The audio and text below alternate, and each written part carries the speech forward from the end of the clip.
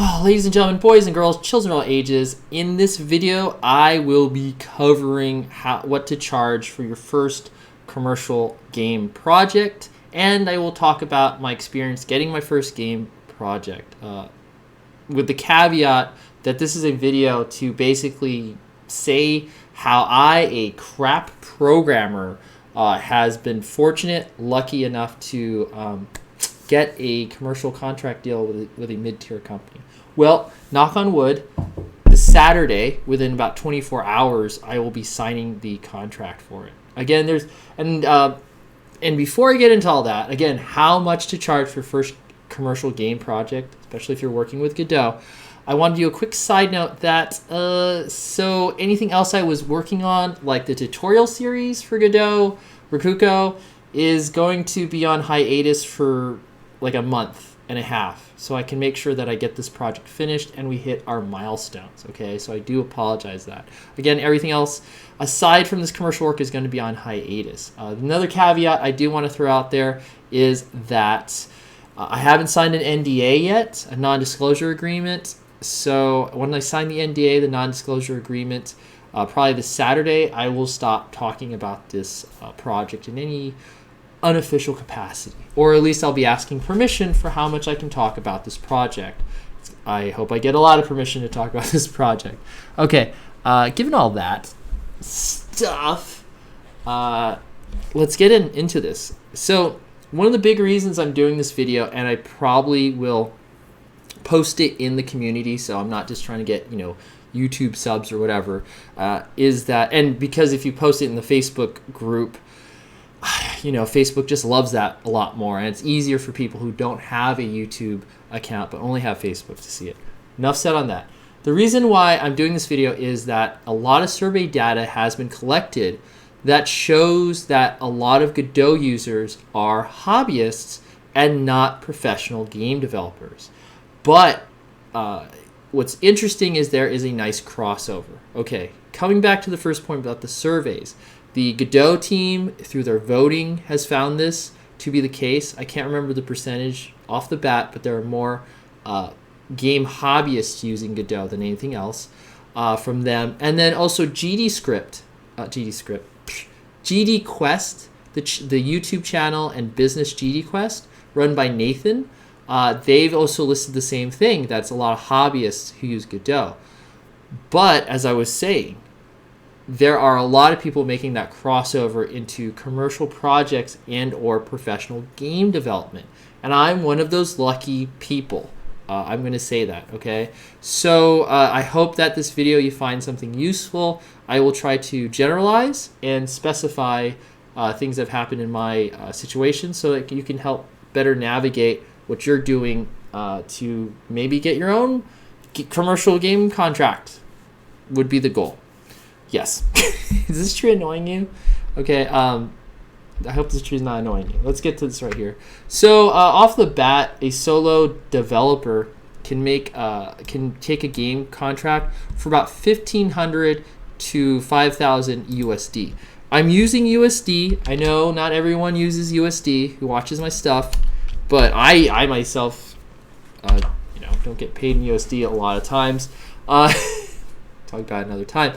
But anyway, the point is that that's roughly what you would get, $1,500 to $5,000 USD if you're a solo developer. That means you're doing the programming, you're doing the art, or you're buying art assets, and or you're just buying music, or you're doing your music. You're basically a solo developer who more than likely is probably going to get like programming libraries, or at least get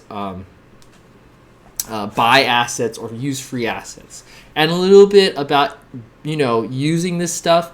Again, use it creatively. I might put a video I did jokingly about asset flips, where you want to make sure that whatever you use, you know how to use it and you know how to make it part of a coherent game experience, a coherent project. And that's also professionalism and branding of your services. If you're technically a contractor and you're building a portfolio and you want to showcase really nice stuff you work on, And the best way to do that is to make really nice stuff, even if you use pre-made assets or pre-made code library.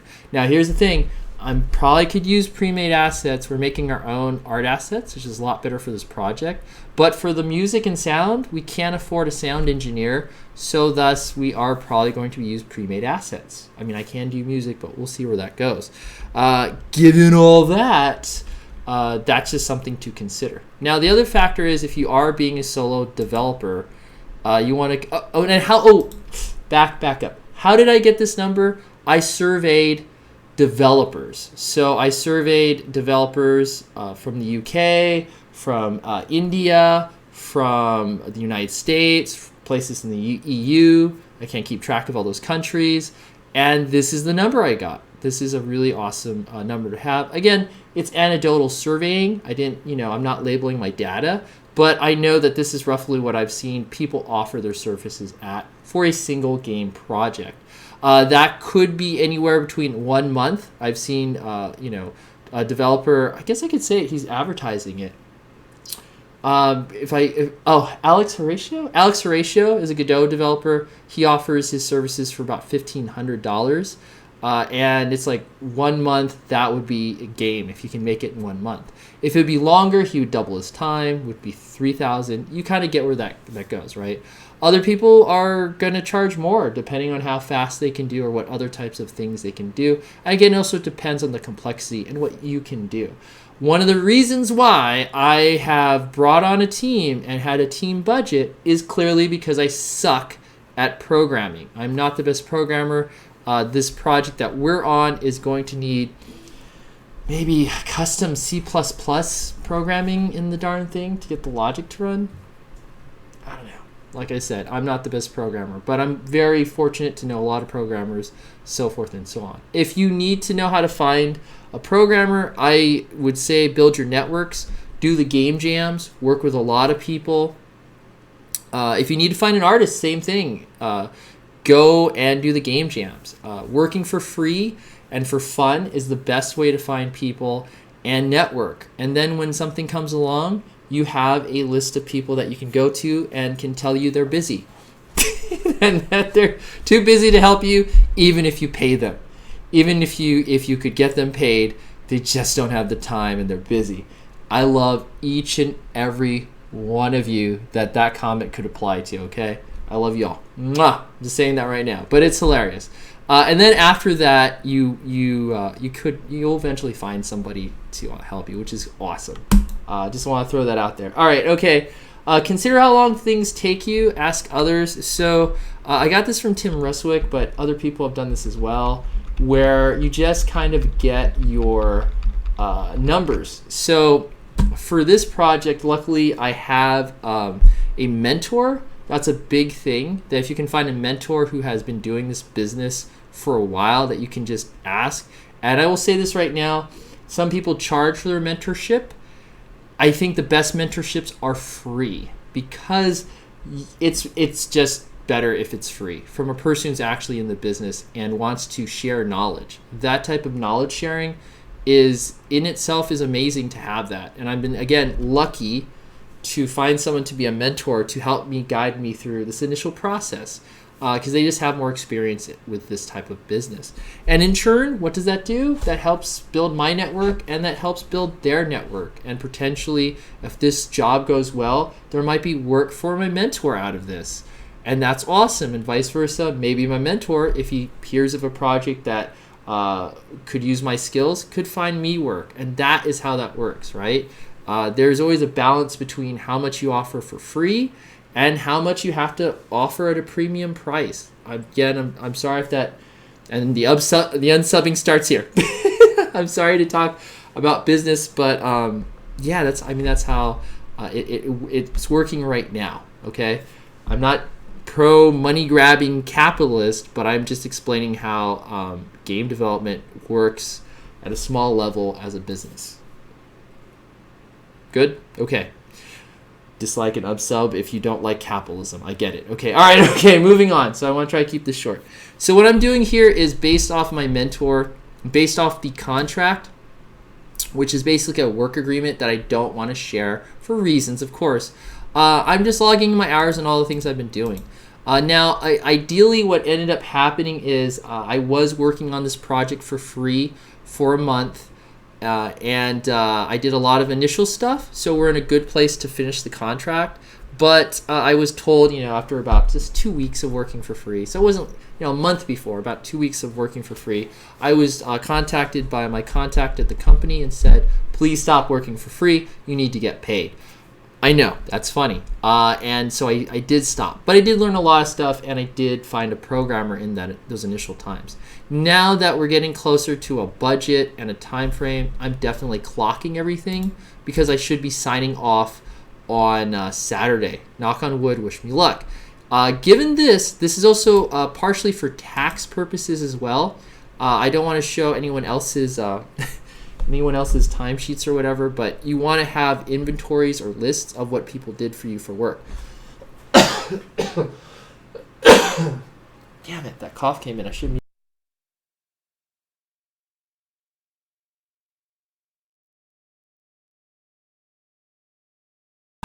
I'm not used to my own gear here, so Anyway, so sorry about that one cough that slipped. Now I know what to do. I can press that when I cough. All right, okay, I can press the mute when I cough. Anyway, I don't have time to do this again. I do apologize. So there you go. So I am just logging everything for my own curiosity, but my billing and everything else has, luckily with my mentor and other game developers I've talked to, it's been matching pretty well. The initial times, if you do end up being a game developer, more so than anything else, the person who manages and organizes everyone, you basically have this as a list of people I'm meeting with initially so that we can come up with a cohesive plan and or a game document is the situation that we're in. Now, the thing is that the way I operate as, I guess, I don't even want to consider myself a manager, and I hate sounding like that, but the way I do work is that since we are a small team, it's very democratic, and more so, I can hear everybody's input and feedback. That is a huge part of this. Now, the funny thing about this is there's also a time to just shut the... I just muted myself. You don't want to talk all the time. Like 3-hour meeting. Oh God, that killed me. Why are we meeting for 3 hours when I could be working on something? I'm just throwing that out there. But it was a really great meeting. 2 hours the next day, meeting with the artist, coming up with a plan, coming out with a workflow. And then 1.5, the meetings start getting less, which is kind of cool. The meetings start becoming less. And that's kind of where you want it. You don't want your meetings. I can't remember which book had stated this. I think it was the Time book, or so many productivity books I've got. But out of some of the books I've been reading, sorry, I'm not citing my source. Could have been the best year ever. I can't remember. The Science of Perfect Timing, or maybe Algorithms. Algorithms Hacking for Your Life. There, I've mentioned 3 books that are great. One of those has got to be it. It does talk about how people just have these awful time meetings that take 2 or 3 hours and nothing gets done. It's productivity meetings that take away from productivity. So you kind of want your meetings ideally to be 30 minutes. Now, I say that with this caveat, I have one of the people on the team is a dear friend. We've been working on stuff for a while together, and a while being this year.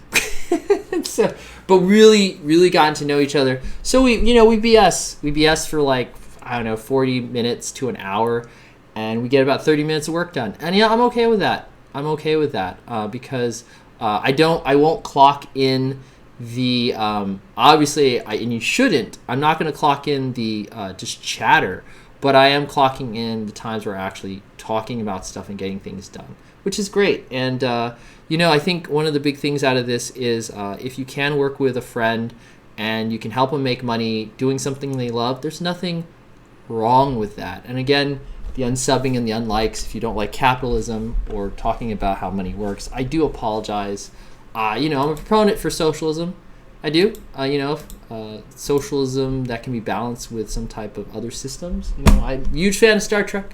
I wish we had get that Star Trek thing that we need. So anyway, that's about it. I think we're about 15 minutes. This wonderful tree here is going to be, I guess I'm going to end it on here. this is me testing out the workflow as the last thing on there. I'm implementing the game assets. So as Indy 40 has made this wonderful palm tree, I had to test how to get it into the engine and to see if it would work, how much extra time or things would need it. And it turned out pretty well. And I think that this great, horrible animated camera, as you can see, this was not done on purpose, is also a testament of how bad I am as a game developer. I kid. I'll now link another video to Kids Can Code. He's got some great 3D tutorials. I've done them before where he gets a nice rotating camera. But I don't want to. And I think that's another thing is that, I'm focusing on what the polish needs to be, and I'm just, experimenting with certain things to see what I can do and what I need to do. So, yeah, it's been great. It's been really cool. I might share some. Oh, there's another video I have related to another experiment I did for free, and I will be putting a link somewhere and/or posting that sometime before the big meeting where I sign an NDA. So insert catchy phrase here. Wish me the best. I hope that this kind of stream of consciousness of blog has helped you, or at least you found it of interest. And I'll see you all in the next one. If you have any questions, comments, you need any help, you know where to post it. You can see the links below. I'm usually around Jebediah's Club. To be honest, I'll check things out. At least definitely check out the comments in this video or on Facebook. But man, I'm going to be busy. It's going to be a crunch for like 30 days. Yeah. Okay. Bye. They say bye.